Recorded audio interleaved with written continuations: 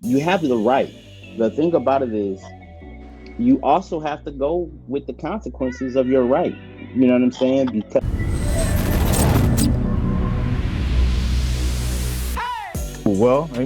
Happy Monday, everybody. You are tuned in. This is episode 55, right?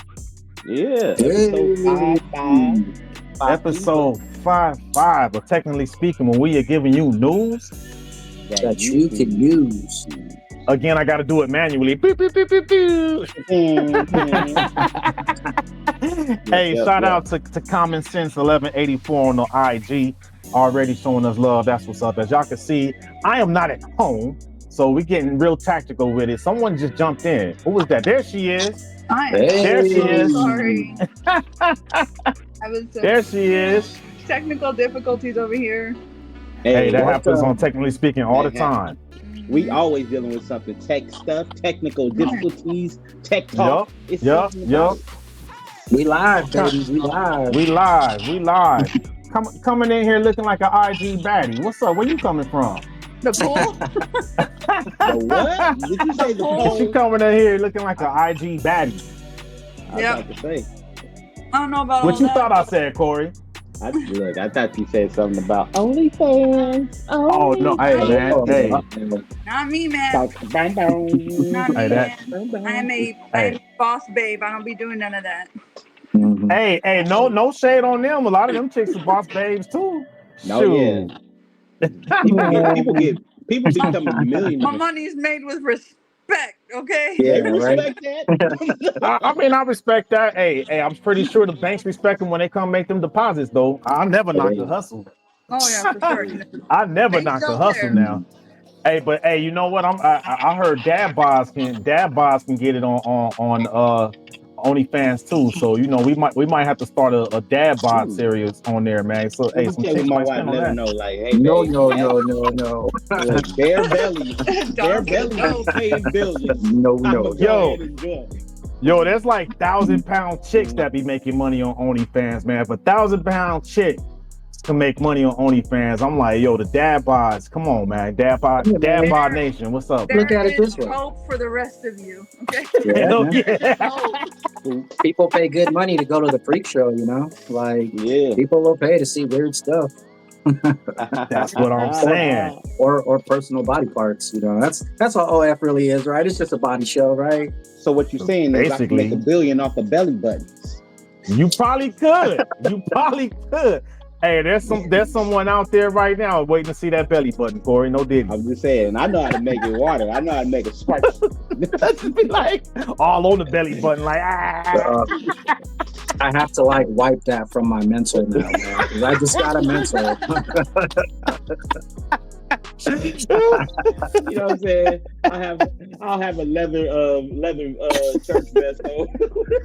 hey, that's the question for everyone that's on live right now. If you was to have an OnlyFans, what would be your stick? Like, what would you showcase? Your stick. You know what I mean? Like, what would be your pitch? What would you be selling or showing on OnlyFans? Chime in on that. But yeah, man. Real. I'll be like bald hair. Don't Hey, some people actually do like legit, no non-sexual stuff, man. They just like kind of let you get like behind the scenes. I think a Artwork couple and of stuff. celebrities was doing that. Yeah. Music. So it don't always have to be explicit, but I'm pretty sure the explicit stuff makes the most money. Yeah. I mean, It is what it is. yeah. But anyway, But in the meantime, how was the fathers doing, man? How did everyone do on Father's Day? Pretty good. Father's Day was good, man. It was really good. That's what's up. I had like a half of Father's Day because I had to travel. Oh man. I found out last minute I needed to come out here to Tampa, Florida, and my boss was like, "How much time do you need with your family before you leave?" I'm like, "Man, just give me at least to 2:00. Give me 2:00." So I get a good half a day, and he got me a flight that was like at like 2:57. Oh dang. It met the requirements. It was after 2. That's good though. You was able to be with your fam. You was able to go ahead and get to the job, get to that business. Yeah, Did man. make you breakfast? Did you get some breakfast? I sure did. The only thing I wanted was an omelet. I omelets. You give me an omelet, I'm good. I'm good. I had breakfast too, man. And it's funny because my kids, you know what? Let me say this. People talk about Father's Day and like fathers don't get honored. I guess those people are just not getting. They don't have the right type of people. Man, I felt like a king. That's what's up. I felt like a king. But every Father's Day, like honestly, my Father's Day seemed a lot. I'm not gonna compare the two because they both. I was about to say like my birthday, but I feel like it's my birthday because my Father's Day has always been like grandioso. And this year, all I really wanted to do was just chill. Like I was like, I didn't want to go out to eat, but I did want to eat something that I didn't have to cook. And Saturday, I had a gig that I brought my son in on. So we went to the Juneteenth Think Watts Festival, and we were filming pretty much for about 2.5 hours, and I just really enjoyed myself. I didn't overwork. I didn't overthink anything. And on Sunday, I got some shoes. I got 2 pairs. You know what the black box is from Nike, right? The black box? No. When you get a black box, that means they're Jordans. So I looked inside the Nike bag and I saw a black box. I was like, I got some J's. Hey, they hit you with some J's. That's what's up. I got the Panda Dunk. I got this beautiful, I don't know if you can see it. I got this thing right here. You're a classic. Yeah. I got, my kids gave me a letter. I got this big this box right here full of sweet notes for 20 notes. I got a battery pack. Man, I don't care what anybody say. Father's Day, I mean, you must be a terrible person if your kid. No, let me not say that. Hey, he coming in hot. I don't know. Father's Day was just it was good. It was really, really good. I felt a little, y'all hear that feedback? Yeah. I do hear that. Who's that? Is that my phone? I hope that's not me. That better? Yeah, no, I don't think it's you, Bobby, because I was hearing it before you got on. Oh, okay. I'm gonna mute mine. Let me see if that fixes it. Yeah, it could be that Hilton connection. I'm 5G, man. I'm 5G. That's T-Mobile right there. I'm 5G in it. Okay. So it's probably on my end.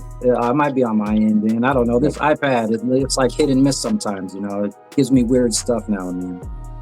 I'm not sure. That's enough. Donald, did you celebrate, even though, you know what I'm saying, you're not a dad, did you celebrate as a man? You said as a man. Oh, yeah. You know, my girlfriend and I went out and we went to the beach, hung out on the beach. She made some fish. We stopped by a Indian restaurant and got some naan bread with like some chili garlic naan bread.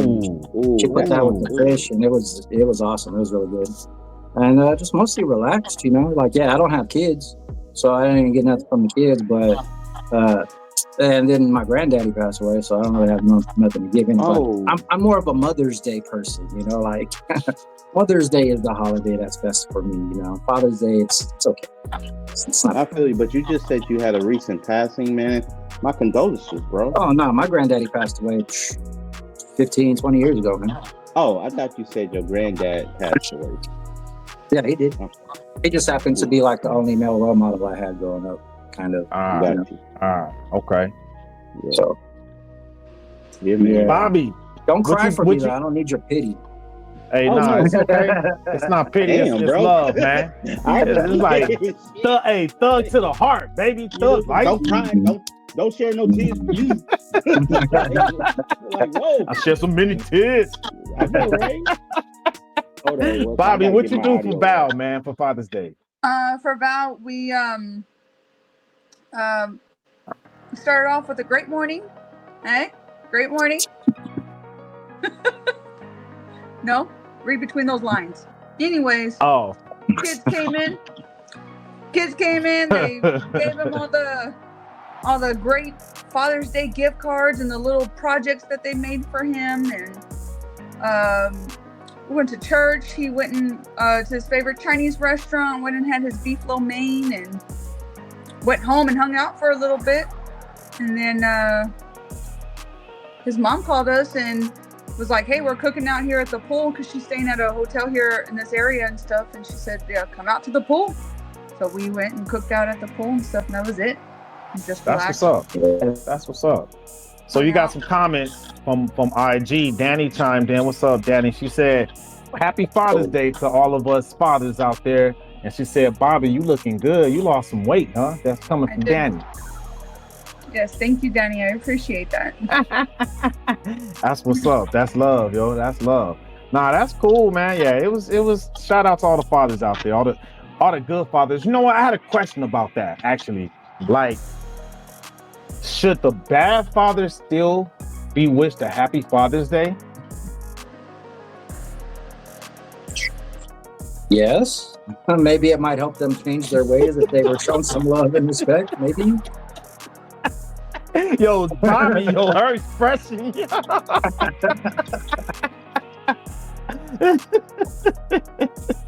I gotta hear your input, Bobby. Do you? I'm terrible at this, because if you say something, my face is gonna tell you everything that's on my mind. I don't even need to say nothing. I think all of us have probably come across a really bad dad, somebody who just don't give a damn about his kids, very selfish, and just don't care. Yeah. Just because you make a kid doesn't mean that you deserve that kid. That don't mean nothing. That don't mean nothing. No. You know what? Real fathers, they're the ones who come and stand in, like Corey, like my husband, like Donald, like you, Geronimo. Y'all True. And y'all become the fathers that those children need and stuff. It don't matter if they're blood or not. You step into the role of a father, you deserve a happy Father's Day. Just because somebody made a kid don't mean you deserve that. So no, man, not everybody deserves that. Hashtag truth. Oh yeah. If I was at home with my full system, baby, I would drop a bomb on it. No, that's true though, man. Swallow that pill. That's true. Yeah, man. That's what's your take on that, Corey? I just got my audio back up, but I heard what she was saying. Like, just because you had that baby doesn't mean you're a father. Yeah. I like to switch that up. I like that. And when I say that is because, the term father means that to me, it's endearing. You get nurtured. A dad is somebody who just plugged in and plugged out. You know what I'm saying? Got what he came for and didn't even bother, And like yesterday towards the end of my day, I felt a little sad because my biological father, who always calls me when he's in town, because he's from Honduras, he would come in town and he would call me. Obviously, it would lead to something that he wants. He didn't call me. Mm-hmm. And I was thinking about calling him, but it was like the last time we had a conversation, I was like, hey, Dad, let's, you know what I'm saying? Like, because I was really excited that he called me. Yeah, I was like asking him, because it was on my mind, like, hey, let's do a podcast episode. You know what I'm saying? I'll go ahead and pay for everything. You go to the studio. You know what I'm saying? You get to tell your story about you coming from Honduras, how you was able to come, beat the odds, raise kids, you know what I'm saying? Or, I was going to spin it. I was going to fluff it up. You know what I'm saying? I wasn't going to talk about the bad stuff about him. I would just allow him to have his story. You know what I'm saying? Because everybody has a story, even from their perspective, even if they feel like they're right and they're not. I was going to let him do that. And then he was cutting off. He was like, Corey, I'm just in town because I got to deal with some stuff. And he was like, I got to find a place where I got to stay and all this and all that. I'm like, okay, I can understand. And so he asked me something, and I was like, well, I can't do that, but I can do this for you. And it wasn't money or anything. It was just like a convenience or inconvenience, but I made an offer, and he was like, okay. And then I didn't hear from him for the length of the time he was there. And he said he was going to call me on that Wednesday. I called him instead. And I didn't hear from him. And so I'm like, you know what? It's starting to seem like this is just a one direction relationship. Like every time you're in town, you ask me for something. And I'm like, so That's tough. I had that moment, but then I had to realize, you know what? It's good for me to see that and see it now. Because had I saw it later, not on the Father's Day, I probably would have been like a little bit more angry. But then I'm also reminded about that. I've already passed the mark wherever he was, because one, I didn't have children and just left them to be raised by some other people, right? You know what I'm saying? I didn't drop the ball. At 43, I've done 3 times or 4 times the stuff that he could ever do that a real man in position does. Like, I take care of children. You know what I'm saying? Those who know my story, they know my story, right? About my family. Those who know, you know what I'm saying? Those who know about his story in my life, they know. So I had to just take a beat and realize I'm different. Yeah. And I will remain to be different, because when my kids grow up, we're gonna have the type of relationship where my son say, "Hey, Dad, come to the studio. I want to film you and tell your story about you raising us." I'd be like, "Okay, cool, let's go." Yeah. You know what I'm saying? Because of the silver lining to that is that shows you how not to be as a father, right? So even as an adult, even having adult children, you know what I'm saying? Still be there for your kids. Always. Because of the fact that, you know what I'm saying? That presence is, you know what I'm saying? That presence is felt. It is. Speaking of which, to your point, so I have an adult child that's a father. So this was the first year I was able to wish him Father's Day. So and I had to like remind myself, I'm like, wait a minute, I gotta tell my son Happy Father's Day, yo. Like, I was like, hey, I appreciate that, because I was getting that too. I was getting Happy Father's Day, Happy Grandfather's Day. I'm like, I'll take all that. That's what's up. But no, awesome, to your point, man, we never stop being there for the kids, man. So shout out to all the good fathers out there, and for all those that had these babies and didn't want to be there. Hey, man, hopefully you figure it out and get your life together, man. But other than that, man, we got some stuff to get into. What's popping, man? This week for us or what happened last week for us to talk about this week, man? Whoa, man. A lot has happened, like in the last 4 or 5 days. Yes. Oh yeah. A lot. Before we go into that though, what I do want to acknowledge is, whenever you take a public office, even though you don't agree on each sides of the fence, it should that disagreement should never end in death. No, not at all. Not at all, man. Not at all. For those, you know what I'm saying, elected officials who lost their life, I want to say RIP. Yeah, definitely. About the elected officials in Minnesota. No matter what side of the fence that you're on, death is not the answer. Nope. Death is never the answer. It's not that serious, man. It's definitely not that serious. Yeah. So let's swing it back to what we were going to talk about. Go ahead, Bobby. I just had to say that because of the fact that nobody wants to die. Nobody wants to die. I don't think nobody wants to die. But I mean, nobody also wants to die serving their country in an elected official manner, let alone, you know what I'm saying, the way they were taken out of this life. Nah, yeah, and I want to add to that too, man. Like, it's okay to agree to disagree, but then once you agree to disagree, walk away, man. It's not that important. Like, was it worth it, man? Like that, like, was it worth it to take those lives just because you don't agree with them? Now you about to be locked up for the rest of your life. You know what I mean? Yeah. Now you were taken away from your family and stuff like that. So yeah, man, it's not worth it, man. Agree to disagree and leave it alone. Yeah. I don't understand why that's such a hard feat to accomplish, man. Yeah. So kind of bringing us into our first topic, one of the things that happened this past weekend on Saturday was the No Kings protest. And this was done in multiple cities around the United States and stuff, was to protest President Donald Trump.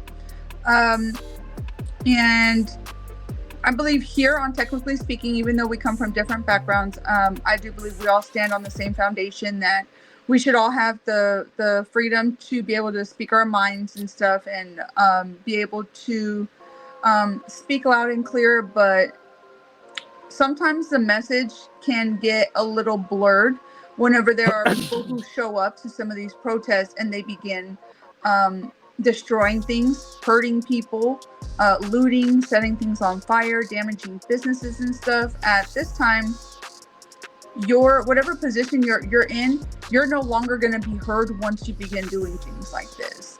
And so we do want to encourage people, definitely exercise your First Amendment right. There's nothing wrong with protesting, but there is a problem whenever you begin to, whenever people begin to damage things around them, especially businesses. People work hard to build up a business just for, some idiot to come in and destroy something that somebody's worked so hard for. So, yeah, that's terrible. Peaceful is very important. Right. And with talking about that, I did some research on how you can actually protest the right way. So how to protest peacefully and mobilize your protest without using force, with being within the guidelines of the First Amendment, which allows us to have freedom of speech and freedom to gather, right? And in the article on our website, on our YouTube channel, you'll be able to click on to activisthandbook.org, and they give you certain tools to help you if you want to protest. You can protest a lot of things. I didn't realize, like, if you don't like AI inside a religious background, you can actually protest that. You have the right. The thing about it is, you also have to go with the consequences of your right. You know what I'm saying? Because of the fact that you don't determine what another person's feeling. You can only determine how you feel. I think the thing about it is, that phrase, and I'm bringing light to it, but I'm keep it real. FAFO really is real when you come to your freedom of speech. You know what I'm saying? Because somebody may, like, your freedom of speech can say, yeah, I don't want this. But the moment you get into somebody's face and their personal space feel violated, even though if they knock you the hell out, they may feel threatened. So now you have a certain battle, a certain logistics that you got to take to court and be like, yeah, he was in my personal space. I felt threatened, so I had to defend myself. I think emotions start rolling and people begin to, just like you said, your opinion begins to take precedence, and because you feel so strongly, the moment you lay your hands on somebody, you've just opened the door for that FAFO to come to life. You sure did. You sure did. So I actually have experience with that. When I first came in the Air Force, man, I was stationed at Vandenberg. It was Air Force Base back then, but it's a Space Force base now. The Space Force took over. And like I was civil engineering, and like we used to augment the security forces. And like part of that augmentation is anytime there was a protest, we had to go support them.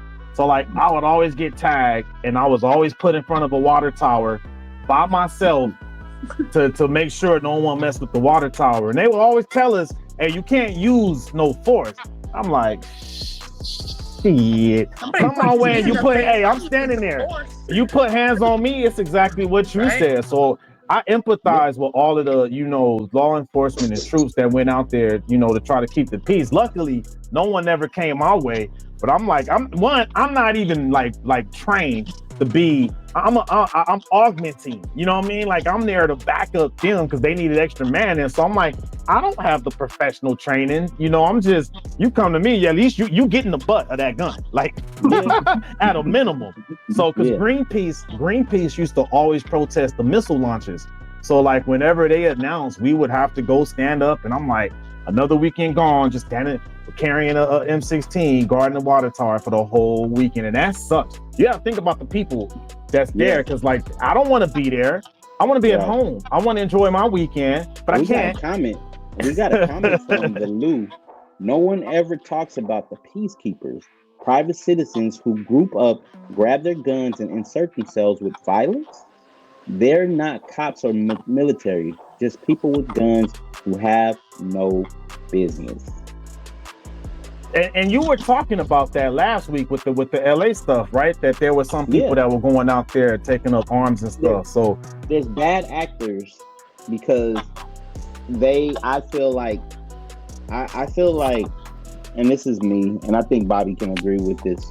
The devil is always looking for advocates to use.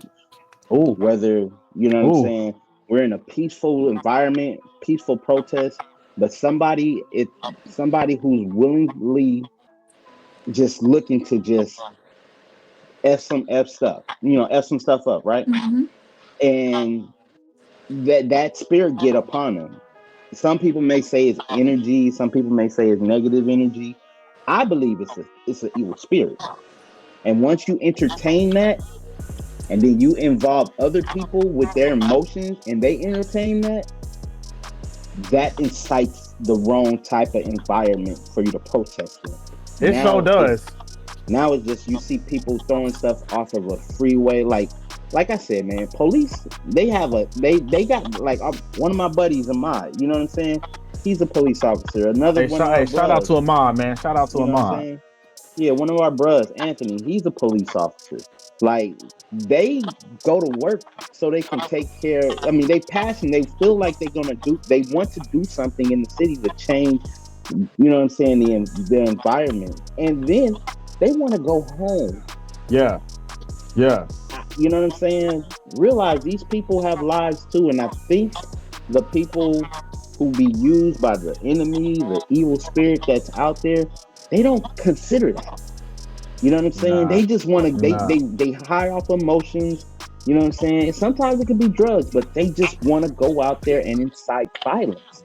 And sometimes, like we said, FAFO, and I'm not going to say it, but Geronimo, let them know what FAFO is, because he didn't get the acronym. Hey, you fuck around and find out, man. You should know what that is. I'm telling you that. Man, we got to see if we could get rid of that feedback. Yeah. I'm wondering if that's me. I don't know. Let me see. I don't know if it's because whatever somebody just did. It was Bobby. That's Bobby's giving that feedback, because it's. I was like, what happened? She jumped out and it was gone. Now she's back, and how's it going? Oh, she got the headphones on now, so I think. So sorry. Can we do a quick check, y'all? I am so sorry. Thank you for being patient with me. We got things happening. I appreciate the patience, y'all. No doubt. It's all good. You have to let the laptop charge up to turn on. No. They wanted me to reinstall the Wi-Fi driver. It wasn't finding none of my networks. None of them. We have 2 Wi-Fi networks in the house. It wasn't finding nothing. I was like, what is going on? Wanted me to reinstall the Wi-Fi driver at 640. I was like, what? It's good now. The sound is good now, but now you were saying telling people about the FAFO, because if anyone would ever came at me when I'm just I didn't choose to do it. I was ordered to do it, so I feel for any troop that was deployed on those missions. They didn't have a choice, so I'm already disgruntled because I didn't have a choice. Now you're coming at me with this, you will FAFO, and you can't blame them for that. You know what I mean? So. Yeah, man, like, I don't know, man. Maybe, like, we've talked about therapy and all of that type of stuff in previous episodes. Like, go get that checked out. Why are you so angry, man? Like, for real. Why are you so angry? People let their emotions kind of run wild, and then they begin to, I don't want to just say the word sin, but they begin to, like, actually make decisions based off of their emotions and the way that they feel in that moment. And those types of decisions will mess you up for the rest of your life. You're talking about 30 years in prison for some stupid stuff. Stupid stuff, because you let your emotions get the best. Yeah. Or take your life because you do something really foolish and you kiss someone on the right day. That's the most extreme level of a FAFO. Don't do it. It ain't worth it. It is not worth it, man. It's not worth it. But you want to know what is worth it? What is worth it? 3 impulse factors. You know, my Switch game is horrible. No, you used to be the king of the transitions. Well, I was waiting for it. Right? I think I got the cue that's me. I must be up now. That's you. So real quick, before we switch gears and jump into this next one, man. So Donald, he came to us and he started doing this thing called Sales 101, Business 101. He's been giving us tips for all the aspiring entrepreneurs and business owners out there, because a lot of people say they want to own their own business, but they don't realize that if you own a business, you have to sell something. Whether if you're selling a service, a product, whatever, right? Selling something, whatever you choose to sell on OnlyFans. I'm still waiting for y'all to chime in and tell me what y'all would sell on OnlyFans. If you had an OnlyFans, you got to sell something, man. But there's an art and a science to this thing, man. So, Donald, take it away for this next edition of Sales 101 and let them know about the presentation and the 3 impulse factors. Yes, absolutely. And, it's really good that you get an opportunity to kind of go over this stuff and figure out how we can use it in our own personal lives and whatnot. Like, I think that out of the presentation, short story, introduction, close, and rehash, the presentation is probably the most fun part of a conversation. It's where you can get the most interaction with someone, and a lot of it is controlled by the seller. We kind of control the tempo and the pace of that presentation and keeping it going. So there are a few things that I wanted to talk about. One are just like some key points to remember.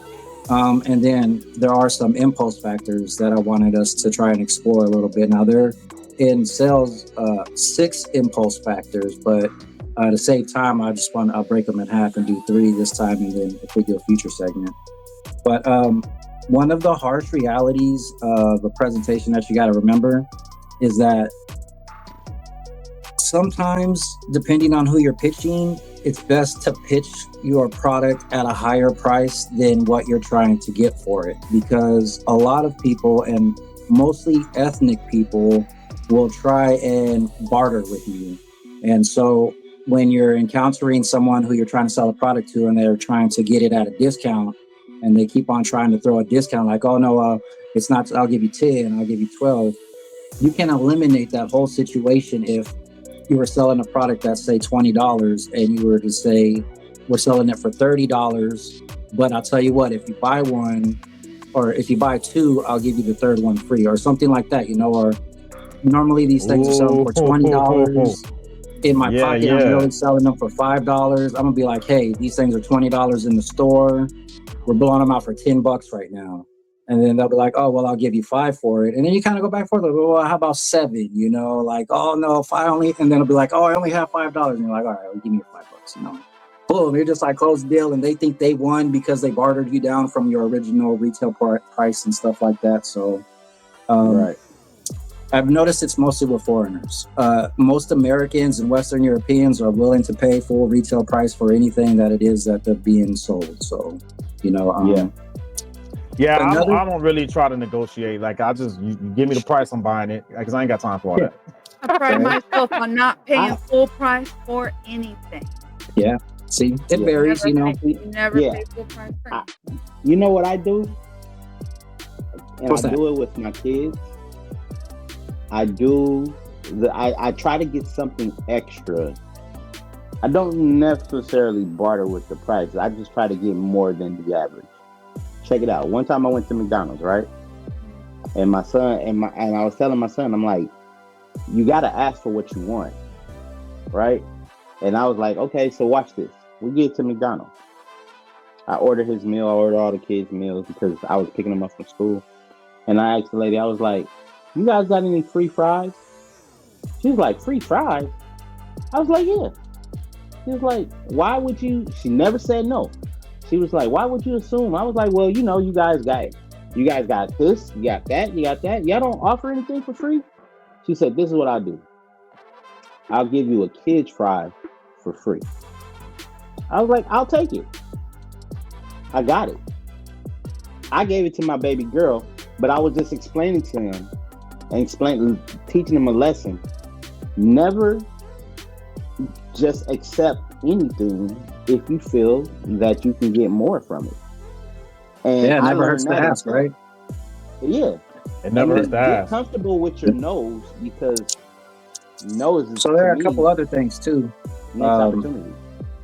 Yeah, a couple other things too that's super important is you want to try and get something in their hands. You want to try and focus on putting some type of product in their hands. If you're doing an actual sale of a product like knives or vacuum cleaners or something like that, you want to try and give the person a sense of ownership. So you want to try and hand it to them and get a product in their hand. If you're not selling a product, get something in their hand, whether it's a flyer of some sort, if you're doing like house sales, if it's a business card, if it's a door knocker, or even if you're doing online sales and you're tagging your web page. You want to give them something so that they feel like they're in control of what it is that you're offering them. So I haven't figured out a way to apply it to phone sales yet, but at the end of this, I would like Corey, for you to give maybe some of your ideas on the phone game, because I don't know how to incorporate some of these impulse factors in the phone sales. But before I get into the impulse factors, there are just two more points I want to make real quick. So when you're presenting your product and you're having the conversation, it's important to listen to the responses during the conversation. You want to try and get them to engage with you. So we don't want to steamroll a potential sale. And what I mean by that is by talking too much. A lot of times we can just talk and talk and talk, and it kind of comes off as being pushy. And sometimes you could get that label of being a pushy salesman. And so what we want to do is tailor our approach to where, instead of we're the one who is pursuing the conversation, we're allowing the conversation to naturally happen. So what you want to do is just try and listen to the responses that you're getting from someone. If someone is engaging with you and they're talkative, let them talk, and just chime in with little things to help build up the impulse more, and let them control the conversation. If it's someone who's more reserved and you do need to step out of your box and push a little bit more to get a conversation going, you can do that, but you want to kind of tailor it though. You don't want to just start talking. And if you can combine that with looking for things, like if you see family pictures on the wall, or if you see like a golfing picture, or they're fishermen or something, that you can pull into a conversation to help ease the conversation and get them talking about something that they want to talk about, it takes their mind off the fact that they're being sold something, and it seems like it's just a conversation. So it's really important to listen to what the client is saying when you're having this conversation. And it's also most important because you're listening for your closing opportunity. You're listening for the opportunity to say, all right, that's the deal. Are you willing to commit to whatever it is? So yeah. And if you guys got any questions or anything, man, by all means, you can throw some out. I'm gonna get into some impulse factors. I got one thing I want to say just to back up what you said as far as like talking too damn much, because you could talk yourself out of the sale. You could have someone that's like, yeah, man, let me buy. Hey, man, I told you I'm ready to buy, but then you're not listening to me. I done told you I'm ready to buy. Now you're starting to lose my attention because you're talking too damn much. I'm like, just get out, get away, man. I wanted to buy, but you didn't care about the customer. You just wanted to be heard. Get out of here, man. I'll buy it for somebody else that's willing to listen to me. So that's key, right? That's key, man. Shut the hell up when they're ready to buy. Gotta be able to listen to your customers. My mom, about 2 weeks ago, she bought a car and she was frustrated. She's very frustrated because she was like, I went to this one place and she said, I told the salesman, this is my budget. This is what I can pay per month. Can you get me into a vehicle? The guy didn't even listen to her, proceeds to show her some of the most expensive stuff on the lot. Stuff that was $700-800 per month in a car payment, when she's like, I'm sorry, I can only do like $250 a month. This is what my budget is. Not even listening to her. And I'm like, Mom, what'd you do? She's like, I told him you're wasting my time, and I left. Yeah. Completely missed out on an entire lost the sale. Lost the sale. Had the money for the down payment. she was already pre-approved for a certain amount. Didn't even listen to her. Tried to get her into something that she couldn't afford and stuff. I'm like, yeah. So sometimes you could throw in, and you end up giving them their own negative to use against you when you do that too. You know, it's like, oh, you know what? You're right, and I don't really, you know. So yeah, I gotta listen. So what I want to do is I want to respond to the question that you mentioned, Don, about you wanted to know how to sell.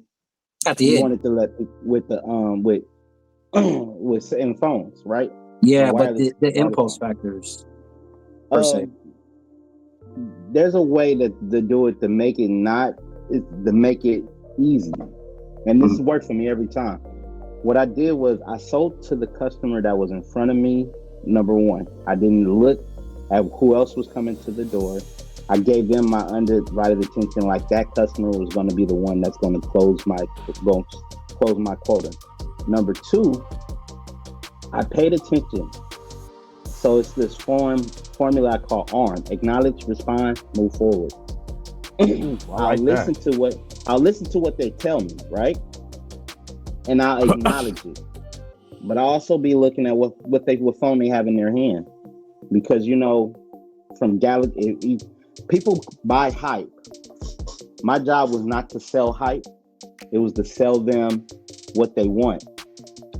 So if they came into the store with an iPhone, I would buy both phones. I would have both phones. I would put the iPhone, the newest version of iPhone, in their hand. And then they'll be like, oh, this is the new iPhone? Yeah. So the difference between the one that you have and the one is this one is faster on the internet. Try it out. I let them talk. And then what I'll do is I was like, hey, let me go greet this customer. I'll be right back. Take your time with the phone. So now they don't feel like they have to hover, or somebody's hovering with them using a device that they're already interested in buying. Because when you get familiar with something, you tend to build an attachment to it, especially with those who walk away. Because then they walk away, they're like, man, I really like this device. And then you go back to them like, hey, so I understand. So did you like it? Did you try the things? Like, yeah, I'm not ready to buy, but can I get your business card? Great. So that's what I give them in their hand. Because one, they built the trust. And like, this guy walked away with $100. Let me use $1,000 phone in his hand of his. Number two, I know that he knows what I want. So when I come back to him, I'll buy from him. A lot of people feel like that sale has to happen right now. No, I said it before. You're selling them through along the way. You sold them on the interest. You sold them on who you are. You sold them with the trust. When they come back, it's going to be an easy buy because people only buy from who they like, know, and trust. Yeah, that's what's up. Appreciate that. So what are those three impulses, Donald? Yeah. So the three impulses are the impulse of suggestion, the impulse of greed, and the impulse of sense of urgency. So these can be used when encountering negatives during your presentation of the sale. And I want to try and use each of you as an example. So the first is the greed impulse factor, and pretty much it's everyone is getting one impulse, right? This impulse factor gives the impulse of being a part of something. Many people are participating in, like what's trending at the moment, or like the new iPhone, right? Like Apple does a really great job of producing a greed factor that everybody is purchasing this particular, or Tesla, for example. Everybody's on the Tesla bandwagon right now. So everybody's trying to buy Teslas and whatnot. And the way you market that is by the example itself. You know, everybody is out here getting these right now. So with Gma, I wanted to just like try and do a quick little pitch with you. And then if you can just like give me a no and at first, so I could try and implement this particular impulse factor to try and keep the impulse of the sale going, so we could try and put it in perspective, right? So that's right. So let's say, Geronimo, you were buying you said you bought the Kirby. All right, I'm selling vacuums, man. We're back in the neighborhood. Selling vacuums, right? So knocking on the door, boom, boom, boom, knock, knock, knock. I'm smiling. You open the door. I'm like, hey, how you doing? We're doing a huge promotion on Kirby vacuum cleaners right now. Check it out. Boom. And then I present it to you, and hopefully you grab it. You grab this box of vacuum that I'm presenting to you at this moment. Check out this beautiful Kirby vacuum we got. Check it out. Okay. That's cool. I'm gonna set it right here on the side, and I'm gonna go trade this. Normally they're retailing for, and then you throw a price. Today we're blowing them out for $49.99. You want to go ahead and pick this one up right here? Or I got 2 more in the car. Kirby for $49.99? What? Yeah, I mean, right? if I could get a Kirby for $50, that's a wrap. Are you kidding? Right? Everybody's picking these things up, man. Like your neighbor just picked up one on the order list. We're gonna mail him one in a month. Susan down the street picked up 3 of them because she's gonna be giving some of them away for Christmas time, man. These things are hot, right? So I have more than one. You want to pick up a couple? Maybe you could get one for yourself, and you can have one maybe say for like, I don't know, grandma or grandpa, Christmas time or something, you know? I mean, that would go, especially for that price. I mean, if a Kirby selling for $50, man, it's a wrap. I'm like, hey, how many you got on the truck? Okay, see, and if I was off on the prices could vary, but the energy that you want to use is kind of the same. You know, the fact that, hey, look, man, people are buying this. Like, and if you could even have an example of like maybe a price sheet of something that's like, yeah, hey, if you're a vendor, like, hey, here's my price sheet. Here are some of the clients that I'm already representing, you know, who have already taken part in this deal, et cetera, et cetera. Another impulse factor is the sense of urgency, which it's kind of similar to the greed factor because it's building itself off of a bandwagon, but it's kind of on the opposite sense. So like, I'm only going to be here for today, or like this sale is happening this weekend only, right? So like, it piques a person's interest in joining the bandwagon. You see this a lot with like concerts and like live events where they're only going to be the circus is only going to be here for this week, this time of year, get your ticket now type thing, to where it's like, we're running out, right? It's a movie premiere and you need to get down here because you know the tickets are, you know, it's the playoff game. You need to get down here because you know the tickets are going to sell out. It puts pressure on a person to feel as if they might actually be missing out on something if they don't act now. So that urgency creates FOMO. What does that mean? That fear of missing out. Fear of missing out. Yes. Yeah, absolutely. Right. So like if I were trying to pitch a product and I'd be like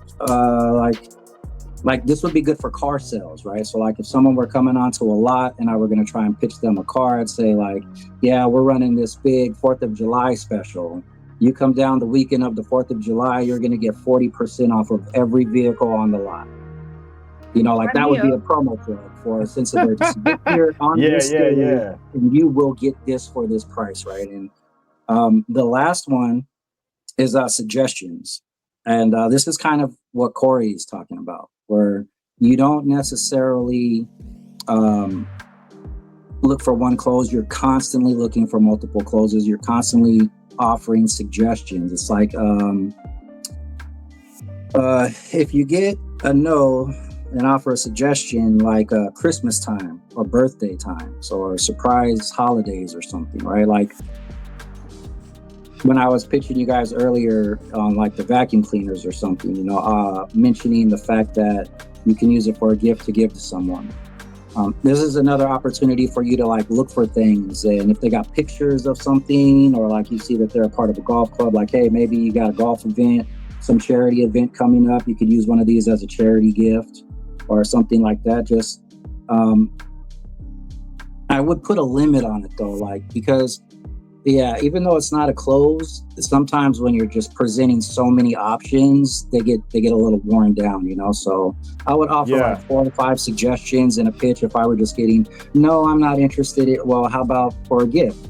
Oh, no, I'm not interested. Well, how about for weddings? No, I'm not really interested. Well, you know, everybody's got that surprise birthday party where they forget that gift and you need that last minute gift. Well, guess what? In the bottom of your closet, you got your last minute gift already. No, I'm not interested. And you'd be like, okay, well, have a nice day. Or they'd be like, well, you know what?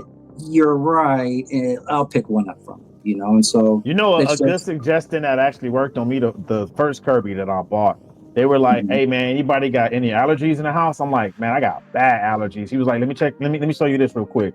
He took the little attachment and put it on, and he vacuumed the cover of my speakers that I had for the stereo system at the time. Man, that thing got all that dust out. I was like, yo.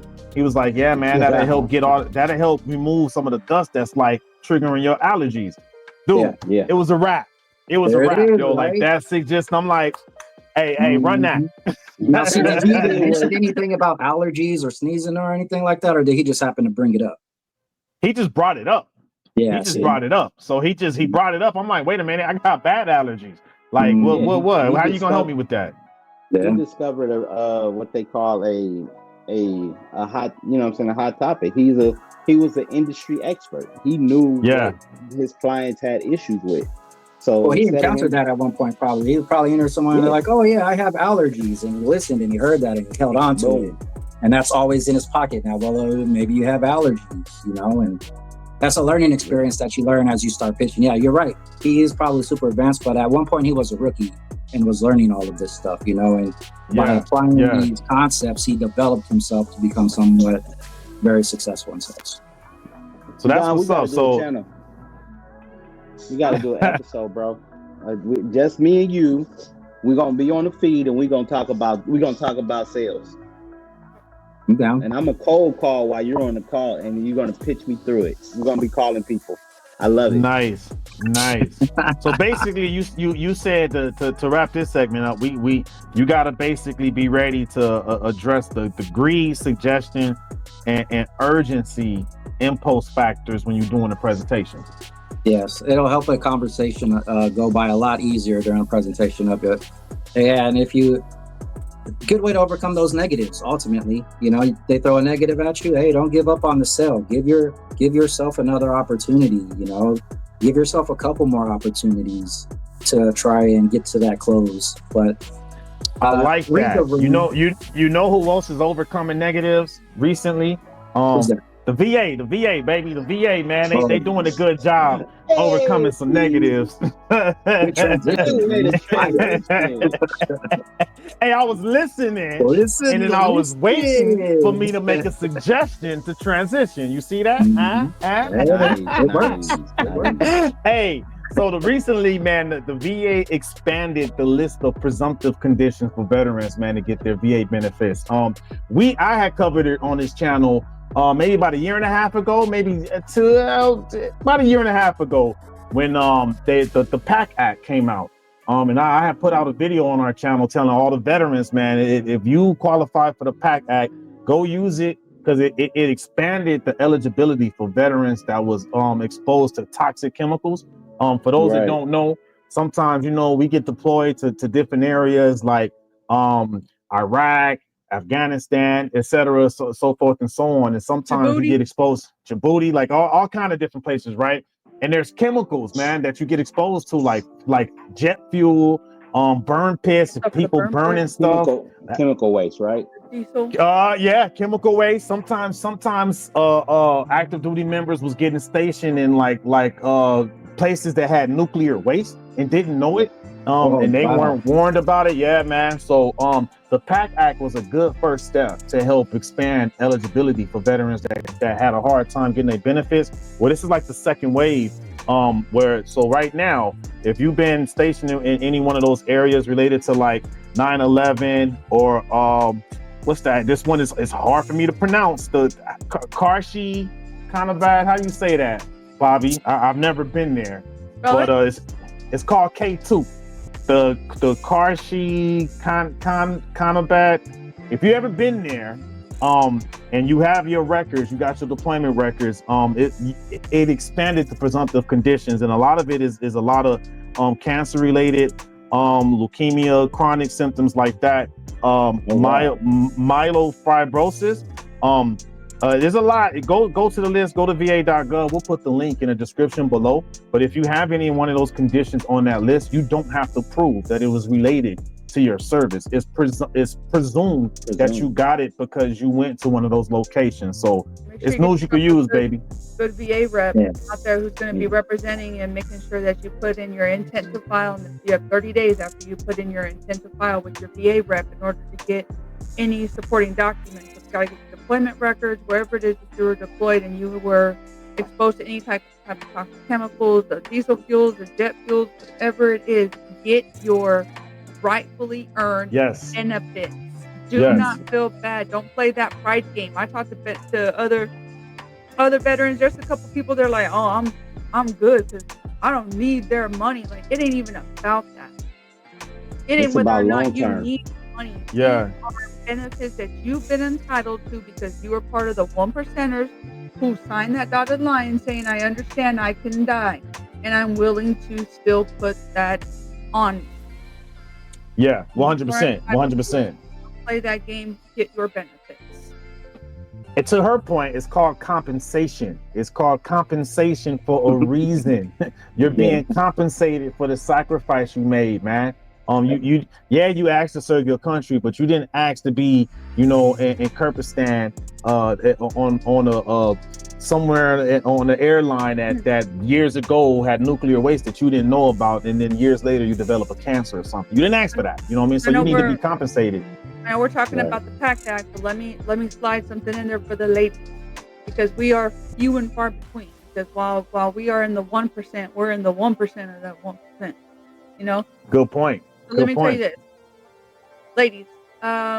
If you've been on active duty and you've had any issues with excessive bleeding that has led to a hysterectomy, you can get a disability rating for the hysterectomy. It's only 30%, and I could tell you because I had another female veteran tell me when I was telling her my story about everything that I went through with all my tumors and how I had to get a hysterectomy back in 2020, not realizing some of it was probably duty related, not even realizing it.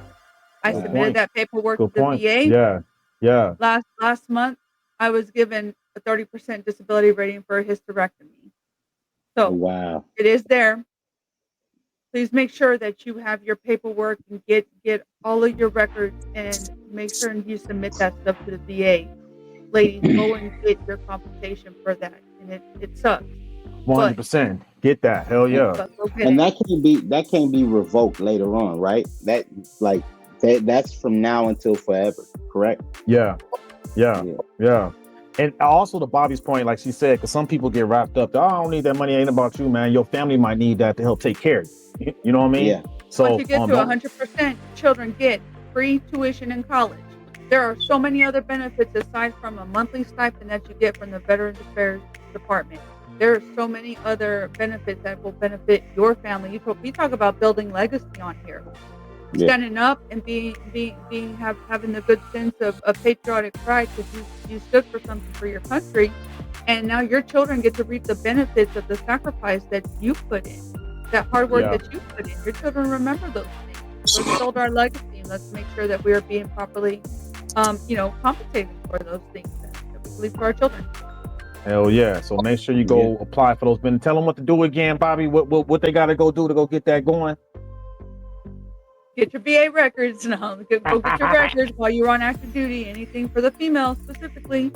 Anything having to do with excessive bleeding and being seen on duty for that. And if you have to have a hysterectomy, make sure you have your records, whether or not they're your personal. Because I use my private records along with the VA treatment or the medical treatment that I received at the MTF. Put those together and it gave me a case and I won. You can win too. I want to see you win. Hell yeah, I want to see you. And you said it starts with submitting an intent to file, right? To get it started? Intent to file. Mm-hmm. So go to va.gov, go log in, and go submit that intent to file. But like I said, go ahead. Be intimidated. Don't even be intimidated. Go on va.gov, go fill out a claim online. I promise it ain't going to take you more than 20, 30 minutes, and it's going to be worth it. It's going to be worth it, especially if you already have your documentation. Even if you do have a VA rep, go on there and represent yourself. You can do that. You don't need to wait for a representative. Go on va.gov, go fill out your claim online. It does not take long, and it's a very simple process, and they save the entire thing that you're going through. So if you got to stop for some reason, you can come back and pick up right where you left off. Hell yeah, that's what's up. About the VA. Do they have VA that's like advocates that's not part of Veterans Affairs, but like do they have like a organization that can help veterans? Because a lot of your VA representatives are not they're not like people who work for the VA. They are nonprofit organizations that work for the veterans. That's who they work for. They don't work for the VA. Yeah, because that's like the DAV, Disabled American Veterans. That's one of them. Represent. Hey, shout out. DAV. Yeah. The reason why I say that is because, like you said, Bobby, a lot of them may feel too proud, and then even some of the older ones that probably are on disability, that they don't have the wherewithal to do it. Like I'm grateful for us to know that our country has organizations that's willing to help our veterans and be able to do some of the hard work for them. Because let's be honest, some people they're intimidated by technology, they're intimidated by contracts, they're intimidated by long forms, they're intimidated by typing, right? But if there's services out there, maybe we can find one that we can put inside our description to let people know that you have a buddy that can go out there and help you with this program. I like that. I'll find a VSO and bring them on. I'll find one and bring them on. That's challenge accepted. Because I mean, not only we're giving you news that you can use, we want to provide a space that's going to be safe. Yeah, for real. Nah, great advice. I'm gonna take you up on that. I know a couple of VSOs. We'll get them on. Yeah. I like that.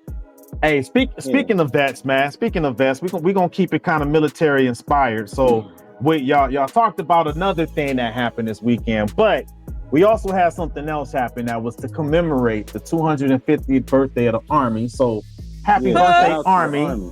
Hey, and we got a soldier right here. So, yep. So 250 years of the Army, man, of the world's best Army, man, the best soldiers, man. So there was a parade for them, man, out there in DC. I'm actually headed to DC, and it's actually tomorrow night. But hey, speak on that, Bobby, man. You served in the Army. Talk about that real quick. I spent almost 18 years of my entire adult life in the military. So June 14th, 1775 is the U.S. Army's birthday. And so this also commemorates, June 14th is also Flag Day. For those of you who don't know, June 14th is also Donald Trump's birthday, also our president's birthday. So June 14th is a few different things. We got Army birthday, Flag Day, President's birthday. Big military parade happened.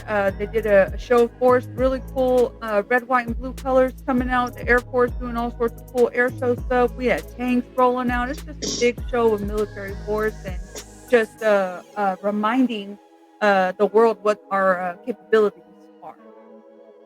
So, really good. Honoring those who still continue to serve and fight to this day and everything. So. I saw you smiling over there, Donald. What you got in your head? Yeah, man. I just like what she said. Like that's exactly what it is. Like, I mean, I find it interesting, that we don't do this more often. Like we very seldomly show the world what we got. Like, and it's kind of fun to see because you get to see things that you weren't really even existed. It's like civilians don't even know some of our war capabilities, and this is a good time to be like, man, bro, I saw pictures of these tanks, but I didn't know they were this big. Or getting to see those tanks roll by, and I bet you have kids in the audience that are our future patriots that are going to be like, I want to do that when I get older. I want to fly over. Good point. Those are our that's future. Amazing. That's our future generation that you're building up. You're building that sense of pride, that sense of country in their little heart. And I don't think it's a negative. Some people are trying to take it as a negative out there, saying, "Oh, we shouldn't be doing this. Only Korea does this," and like bad nations like Russia, parade their military in the streets. But I mean, honestly, if you got a military, why not show off your military? Especially if it's the best in the world and you got the best stuff. It's almost like an advertisement at the same time too. Those foreign countries looking at those new tanks, they're like, all right, we want 5 of those tanks, 6 of those, Hummer trucks. We'll take 2 of those helicopters that flew by. Like. No, I can see why we did it. We have the strongest artillery and military in the world. You don't want to see another nation that has like 2 tanks come out and then a bunch of soldiers just walking behind it. That will make their country. That would make them not look. You know, they got you don't want that. You don't want that. Look at these soldiers. Like, that's cute. You know, that's so cute. You know? I feel threatened. I feel threatened. Yeah, I'm not dissing any other country, but I understand why America can do that. You know what I'm saying? Because of the fact that we're very powerful. And you know what I'm saying? Happy birthday to the 250 years. Happy birthday to the Army, yo. You know what I'm saying? America, land of the free, home of the brave. For sure. You know what I'm saying? Yeah, man. Yeah, and I don't want to get too deep into it. There was a lot of controversy around it, but I like what everyone is saying here, man. Like, I don't see no problem showing off that power, man. We was talking about FAFO. I think it's a good idea to let people know, hey, this is what you might find out. Go just try this if you want to. I'm with Donald. I don't understand why we don't do this more often, man. Like, let them know. That's just like in the hood, you might want to try somebody, and when they raise that little shirt to let you see something, you might want to back off, right? Now, I can understand why we didn't do it in the past, because of the fact in the past, they did not want to let them know what type of military force that we have. Yeah, but we're in, you know what I'm saying? You don't want to expose your hand, you know what I'm saying? Because somebody think about it like this. It's 2025 now, baby. Yeah. No. Rewind it back, and it's not the spill on Biden, because you know what I'm saying. I respect Biden. He doesn't seem like the president that would exude power. He would just be. He's more strategic. Imagine all that artillery coming out and then him walking by it. And he's the most powerfulest person in the country, but he doesn't look like he's powerful. Right? Yeah, I see what you're saying. I see what you're saying. Yeah, I don't think it. But they can't hold their president up. You know what I'm saying? It's like it's fitting. Like if you have a president who talks a lot of SHI, you know what I'm saying, but says what he everything he said on his election that he said he's gonna do, he did it. He did it. Y'all who thought he wasn't gonna do it, because I knew that shit was coming. and I didn't vote for him. Okay, there hasn't even been a year yet. So y'all the ones, don't get mad at the shit. Get prepared and do what you need to do. But backing back to what I was saying, you gotta look at, you know what I'm saying, if you have somebody who's talking shit and he's gonna show you that he can back it up. That's what we did in the hood. Nah, for real. Hey, don't talk it if you can't back it up. He's showing them we can back it up. But ultimately, man, I definitely want to make sure we don't miss the whole point and just we honor our soldiers out there, past, present, and future, man. I definitely honor y'all and salute y'all. Appreciate y'all hard work and dedication and sacrifice, man. So for real, man. Shout out to the Army. I'm really mad I don't have my system right here because I really want to do the. There we go. Hey, y'all back me up. That's what's up. So you know where I'm. You made a good point, Donald, because this could be a good recruitment tool, man. Seeing like you see that, I'm like, ooh, I would like to do that. So we don't get a lot of parades, but we do get a lot of movies and TV shows that depict and sometimes even predict things. Maybe with the military, maybe not. Let's talk about that. Yeah, absolutely, man. And it's a good topic too, as we talk about like technology and the advancement of like warfare technology, kind of, you know, everything now is in satellites and up in space, controlling stuff halfway across the world on the other side. And you know, it just makes me think of movies and stuff that I saw, like what's happening right now really reminds me of like Skynet. Like my biggest fear right now is Terminator. Ooh, Terminator happening, like Skynet becomes active. But in this particular segment, I want to just focus on a couple movies in particular.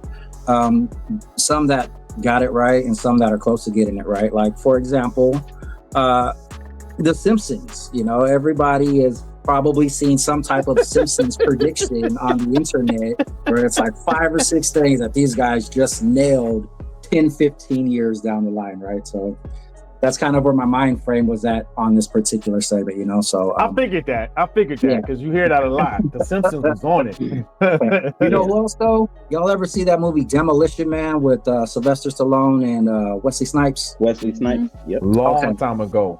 This movie is accurate. Like, if I didn't take down the dates, I should have taken out the release dates of these movies, but it's been at least 20 years, right? These guys in Demolition Man, here are some of the things that they predicted that we have now. Electric vehicles, foam craft protection in cars, food prices being higher, but food amounts being much smaller. They predicted a virus that would happen that would be bigger than AIDS. They, of course, predicted VR sex, virtual reality sex. And if you remember, those guys had those facial recognition machines that were issuing tickets and credits for stuff like that, right? So we could go in our society and see these things now, you know, like actively happening.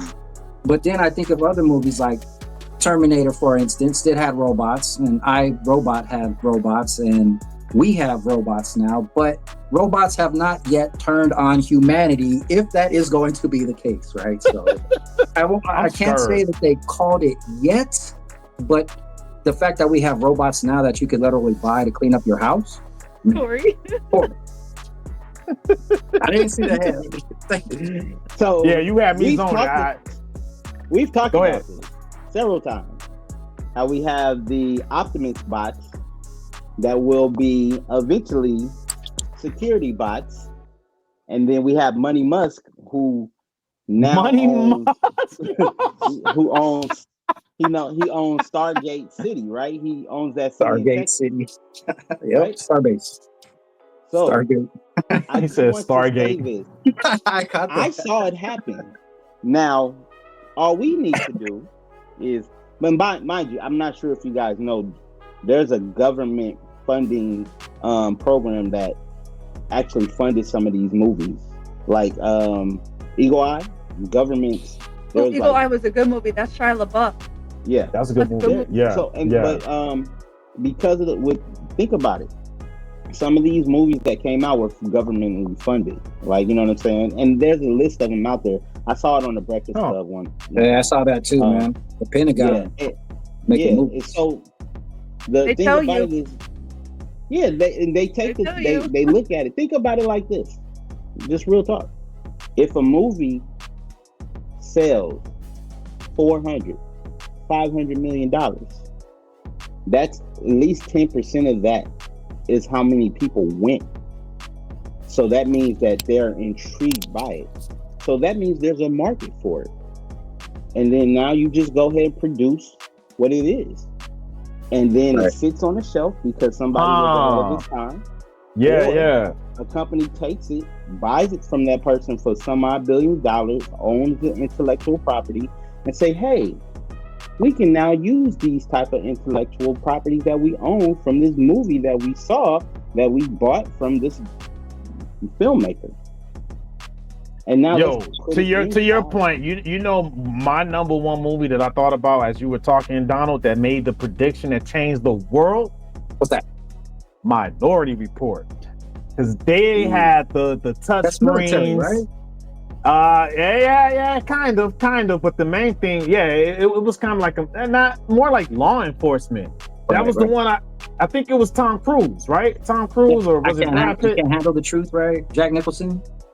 Jack Nicholson wasn't in Minority Report. Report. That's A Few Good Men. That's different. That's not Minority Report. No, but Minority Report had like the touch screens. It had like the touch screen little tablets and touch screen like flat screen TVs and stuff like that. Dude, that came out just a few years before the iPhone came out. You know what I mean? They were on point, and that changed the world, dog. That changed the world. What about you, Bobby? Huh? What about you, Bobby? What about me? What? Any movies that you were like, damn, they got it right, or TV shows, anything like that? They're like, oh, you're pretty close. Yes, but you may not want to hear it because you may have not have seen it there, and you may not know. So spoilers. Go ahead. Yeah, Go ahead. It was Tom Cruise. It was Tom Cruise. There's a movie that I watched as a kid that scared me, and about 2 years ago I rewatched it, and I'm sitting here like mind blowing through some of the stuff, and it took me back to the Bible, and I started reading the book of Daniel. I'm sitting here flipping through it. I'm like, yo. I don't know if you've ever seen the movie. It's an older movie by Kirk Cameron called Left Behind. Yes. We're talking about the original Left Behind. So that movie came out like in the early 90s. And I remember watching the one that recently came out. The one that recently came out on Netflix is a remake, right? It is, but it does not follow the same. It does not follow the same exact storyline, which kind of takes it off. But in the movie Left Behind, it talks about obviously the rapture. The rapture happens, but in it, there's a chip, and we didn't have like chips at the time that this was being made, right? Like a SIM card, yeah. And basically, this chip had the technology on it to be able to grow food in any type of climate, grow food anywhere. And so they were showing the world food supplies being controlled by this corporation. If you control the food supply, you can control the humans. Right. And I feel like we see some of that stuff now in genetically modified food, you know, and processed food and stuff. We're consuming so many ridiculous chemicals, like we just don't even realize how much it's shaping how we act as a society. Because you can see issues, you can see all sorts of mental health problems that we have in kids now that we did not have 20 years ago. Indoor growing. Yeah. No, I mean we're so used to just going to the store and having food there that as humans we've kind of gone away from being able to have that self-sufficiency and be able to take care of yourself. And God forbid something happen and things really do go down, how's your family going to eat? And before you know it, people are going to start fighting left and right because it's survival of the fittest. But what do you think about this? It's those little bitty seeds that get planted. And so in the movie Left Behind, it talks about what happens with the rapture. It goes back to the book of Daniel and stuff. So I went back going to read, and sure enough, everything was spot on exactly what they were talking about. I ain't trying to scare you. That's just a reality that it's interesting that you say that, right? Because like if that were to really happen, if the rapture really happens the way that it says it's supposed to happen in the books and in the movies, like that would be like it's kind of like a worrisome thing for a lot of people, I would say. You know, some people are waiting for the rapture. A lot of people would be worried. I got a mansion waiting for me, my man. So let me ask you guys this then, because there have been movies that have been made that have pushed the concepts of reality, that if in fact we do find out that it comes to pass, let me ask you guys what your guys' opinions would be on the effect of society. Like if, say for instance, a movie like The Matrix happened to be real, and at some point we all find out that we're just all connected to some machine, and then we find out, or like there's a good TV show out right now, like it's called Black Mirror on Netflix, and that's kind of a show where they kind of like make all these weird like sci-fi things, and or like even movies that like Total Recall, or where like people are living on Mars, you know, things that possibly could happen. And if it did happen, wow, where do you think we'd be at in society? You know, if like we ended up doing any those things came true. Yeah. Yo, you just made another prediction from Total Recall. Because Musk is trying to colonize Mars as we speak, dog. Hey, he's trying to colonize Mars. That in one of our episodes last year. Yeah, right. So I mean, I've seen really 3 Mars movies so far. Look, Bobby's staying straight on Earth. All right, we ain't. I'm staying on Earth, man. Well, even if you think about it, okay. Here. Okay. Let's not say planets. Let's say space stations. Like, what if we find out stuff like Star Trek is real, and there's like space stations that are huge space stations. Space Force, right? People living out there. We got the Space Force. We got the Space Force. So I mean, we getting there. We getting there. What's up, Corey? So we all know that history repeats itself. Nothing's new under the sun. I encourage those to do research and see how you can benefit from this. And those who are people who like to scribe, or scribers, I call them scribers, who like to take note and write things down, because that's a form of lineage inheritance you can leave your children behind. Because if good point. Like all the things that's going on right now, it's going to be in the history books 5 and 10 years, 50 years from now. They're going to be. Good point. So those individuals, like I'm already having my son, you know what I'm saying, paying extra attention to what's going on in the world, how the evolution of AI went from just pressing buttons to an actual prompt. So probably 10 years from now, you will have artificial intelligent robots walking among us, and you are knowing who they are. So if you real quick, I wanted to answer one of Donald's questions though, because I don't think anyone answered that question yet. You said something though. What would happen if you found out something was real, like the Matrix, right? So like, dude, I'm joining the resistance. I'm on. What was it? The one? What did Neo take? I forget what he took. I think he took the red one. He took the red pill, right? I'm taking the red pill, man. I'm waking up. I'm joining the resistance. I'm gonna support the one. We going down. It's going down, man. We're gonna take out the robots and the machines, man. I wanted to make sure we answered your question. What's up? Yeah. That's the premise, right? It's going to be man versus machine. That's the crux of almost every big sci-fi movie. So we got machines here now. What's next? I encourage everybody, even including you, Bobby, to research the woman who had her manuscript stolen from the Matrix. The Matrix and Total Recall and the Terminator. All are connected, and they all have a biblical base from it. I did not know that. Y'all answered. Okay, let's get some more answers to Don's questions though. So I was the only one to answer this question. He was like, "What would y'all do if y'all found out that was true?" Well, what's up, Corey? I told you what I'll do. Okay, my bad. I'll try to monetize it. I ain't gonna lie. I'll probably be on the corner telling you take the red pill because it works. The homeboy Gmo just took it. The homie Dr. Poole took it. All of us gonna take it. And then I'm on that red pill, dog. I'm waking up. There's this guy named Leo. He took it. Now the guy who had took the blue pill, he's still asleep. Yup. What would you do, Bobby, if you found out any one of those movies actually was true? Part of me believes we are kind of living in a matrix. Oh, we are. I want to say I've been red pilled for a very long time. Hey, everybody's red pill or red pill selling. Isn't that a movement like the red pill move or something? Yeah, that there's something to it. I know that there is. We don't got all the time to get into it, but we should one day pick apart the Matrix movie and see how it is relative to truly what we're seeing today. Because I think sounds like we're gonna have a watch party. Sounds like a watch party.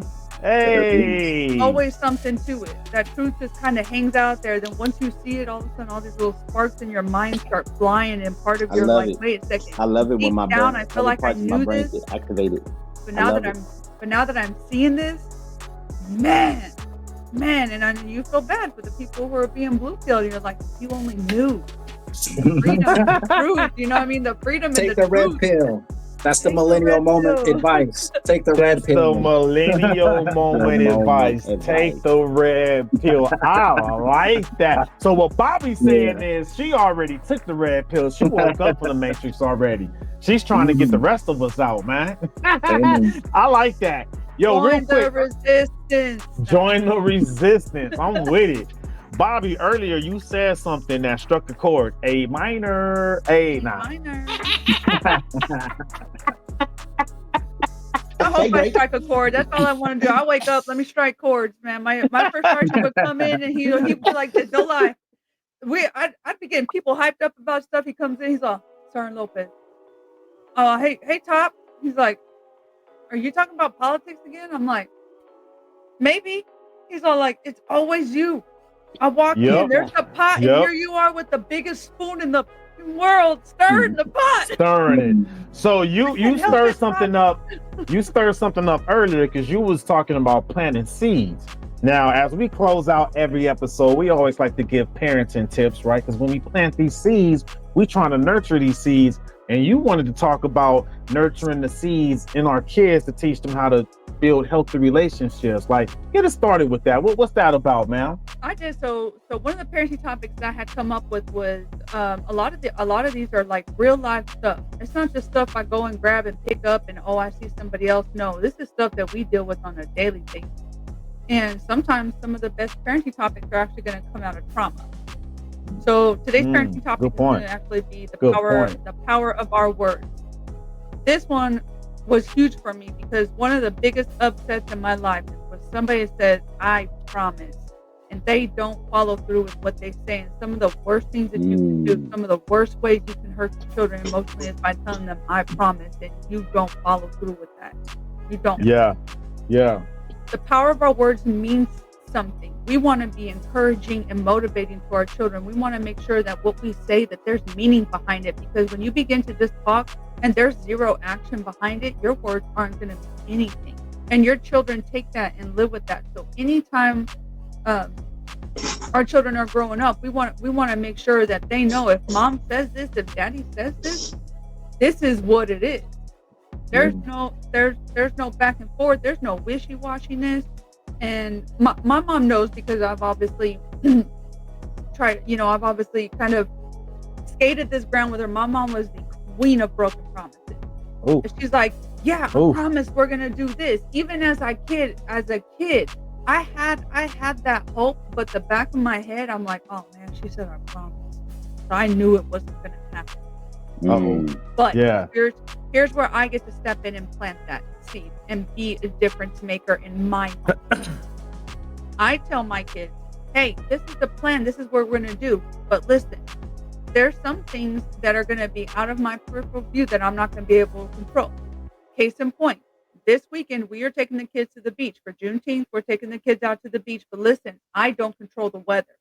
Here's the plans, but I don't control the weather. So I can't tell you, hey, I'm going to promise you we do this. But no, just so you know, we've already got the reservations for the hotel. Y'all already know where we're staying.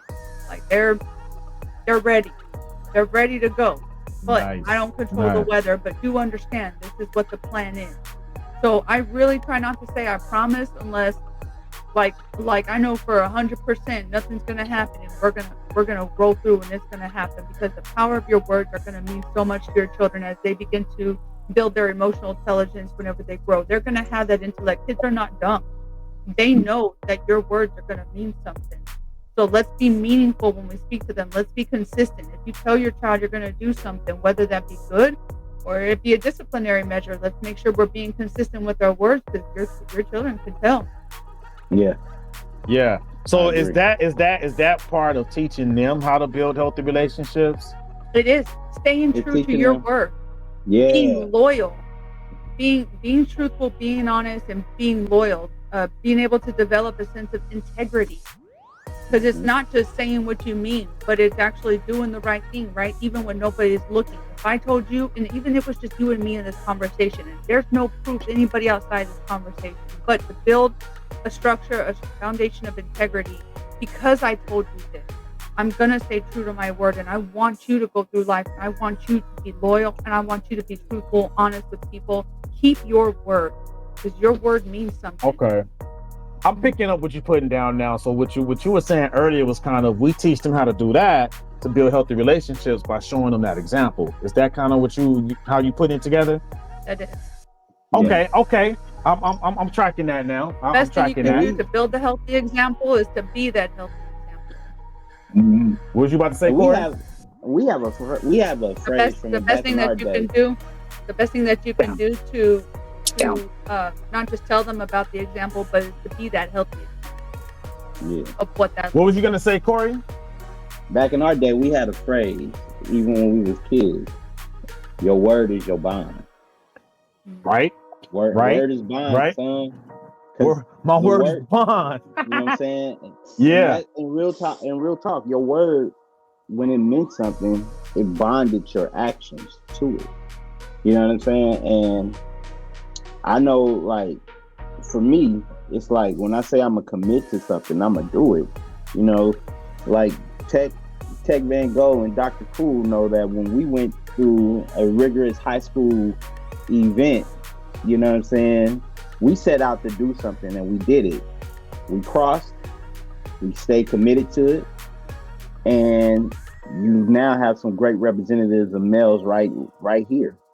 Because of what happened was we didn't only take that commitment to each other serious, but we took it to ourselves very serious. You know what I'm saying? I believe that's the case for these two men, but it was for me, and they can speak on that. But word is bond. Well, your word is your bond. You know what I'm saying? And even in Scarface, my word is all my word and my balls, and I don't break them for no one. Hey, no, that's good. I like that, man, because yeah, it's we gotta show them the way, man, because we are a tribal species. Even though people try to be, hermits, and unsocial, whatever, we are tribal by nature. You know what I mean? But in doing what Bobby said, doing what you said, Corey, I think is giving them a good example. To it just starts with, if you're gonna say something, do it, because it's gonna be hard to get into relationships, maintain relationships, romantic, platonic friends, stuff like that, if you don't follow through, man, because then you can't be trusted. You know what I mean? Like, I don't know, man. That Geronimo, he said he always making these promises, but he don't follow through. my kids will never grow up and tell you my mom was unreliable. And they can't use that as an excuse. And they can't use that as an excuse, because that's extremely hurtful. But I tell you what, I feel kind of terrible for saying it now, but I needed something done, and somebody's like, "Why don't you ask your mom?" So my mom is the most unreliable person in my entire life. Damn it, boy. Even now, I know. Look, it's a hard pill to swallow, but some people, even in their adult lives, their grown adult lives, still got to work on themselves. And I'm like, that sucks, but I don't ever want to be that. Just because this is what you were for me, don't mean I need to take those shoes. That don't mean I need to continue that. That was an unfortunate trauma, an unnecessary trauma. And guess what? That stopped with me. I see it, I recognize it, and that stopped with me. The buck stops with me. I like that. It really does. I drew the line right here, and it ain't coming over here. I like that, because we're getting a twofer, right? Because you're kind of revisiting the whole accountability thing we talked about last week. So keep your word, right? Hold yourself accountable. What's your take on that, Dr. Poole, as far as like being that example for the younger generations? I know you don't have any biological children, but you still may have some mentees that look up to you, and they're gonna mimic you. You know what I mean? Yeah, what's your take on what Bobby is saying on how teaching the younger generation on how to build healthy relationships?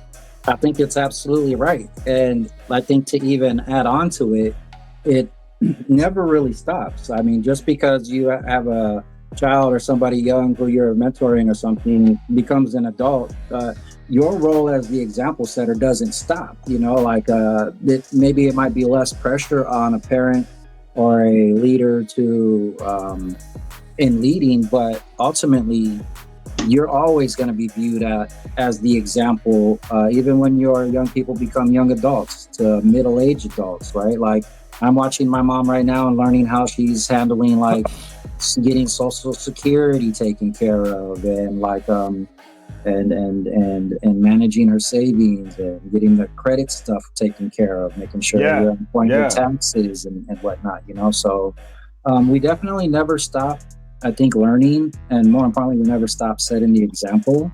And I think a good thing for a lot of parents to use would be the simple term of disappointment, because one of the things that my mom told me that really touched me the most was when she made a point that she was disappointed in the way I did something. She asked me to like wash the dishes, and I did like a half-assed job, and she's like, I'm so disappointed. You shouldn't have just done it. If you're going to do a half-assed job, you shouldn't have done it at all, right? And that like is the most. I'm laughing because I heard that so many times. Yeah, that is the most effective thing that she did. Man, I feel attacked. Oh man! Oh, I disappointed my mother. Oh my God!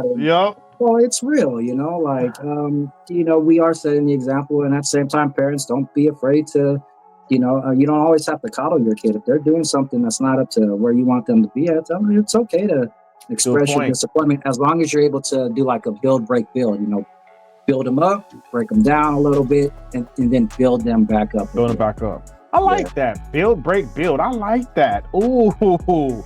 Yeah, you sure you ain't got no kids? That was good. We need that in sales though. That was a good way in a sales pitch. You know, you build your teammates up, and you break it. All right, this is what you got to work on.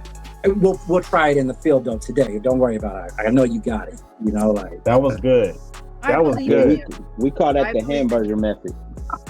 The hamburger method. Or we call it, the sandwich method, I guess. Hamburger method. Because I was thinking about a sandwich. I'm out here in Tampa, and I went to I went to a Cuban restaurant. You know, Cubans are known for the Cuban sandwiches that they have. I couldn't eat the bread, so I had to tell them to put it on fries. But I like that because I was thinking about sandwich. When you said that, build, break, build, I was like, ooh, is the break, is that ham? Is it turkey? Is it a burger with some bacon? You know what I mean? I'm getting hungry now.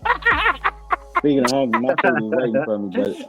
But hey, that was a good build, break, build, man. I like that. That's a good way to wrap this up, man. This was another good episode, man. I like that. This, you know what, man? I really hope people really appreciate the fact that we talking about these parenting tips, man. Because I tell you what, if I had something like this, you know, I was a younger parent, it would have helped me. You know what I mean?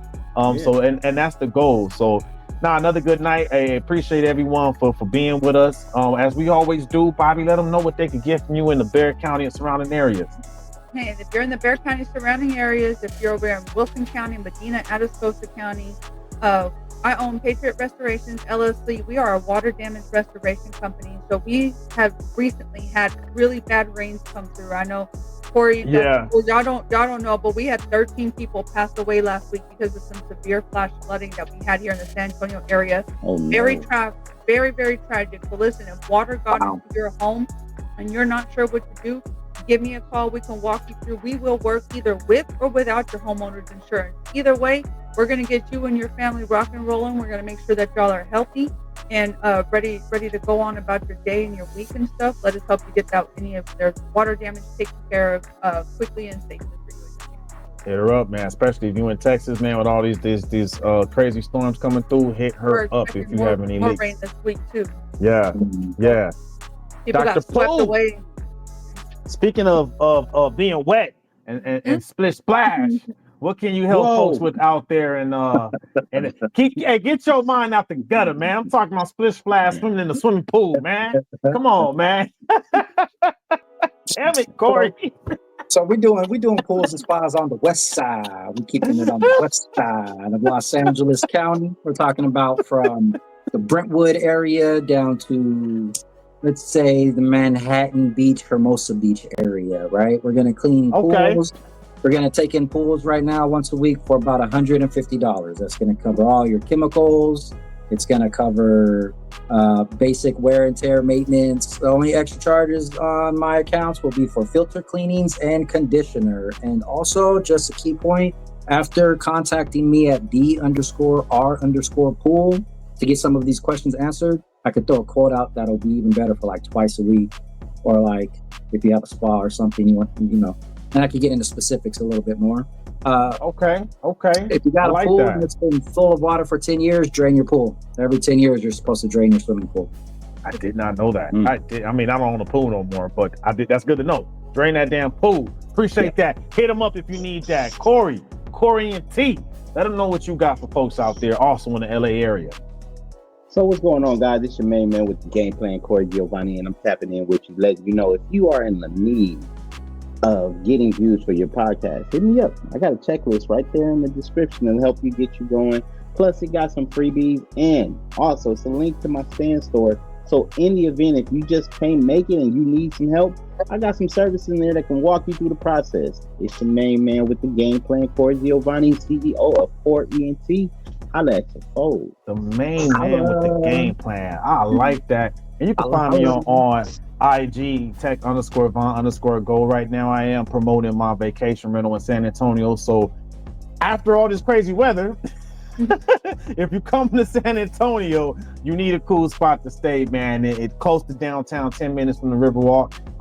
It's less than 10 minutes to a few different golf courses, I'll let your boy, man. I can shoot you a little discount, take care of you. And as long as you appreciate the accommodations, I got you. Other than that, Facebook, Instagram, YouTube. Wait a minute. Hold up. We didn't do this all night. If you're on YouTube, make sure you click that subscribe button down below. Click that like button. Click the bell, man. Stay informed. Stay tapped in. Other than that, y'all have a good rest of y'all week. Y'all be safe. Good night. We love y'all. Man. Peace.